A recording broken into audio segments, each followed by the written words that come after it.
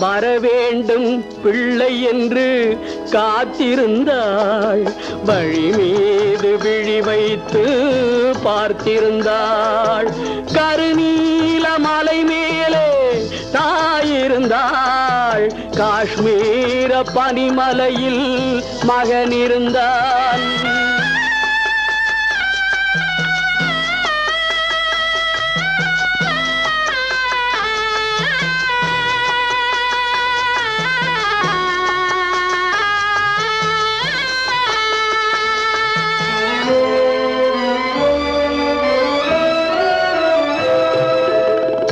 குங்குமப்பூ போன்ற மணமகளை தன் குலத்துக்கு வாழ்வு தரும் மருமகளை, குங்குமப்பூ போன்ற மணமகளை தன் குலத்துக்கு வாழ்வு தரும்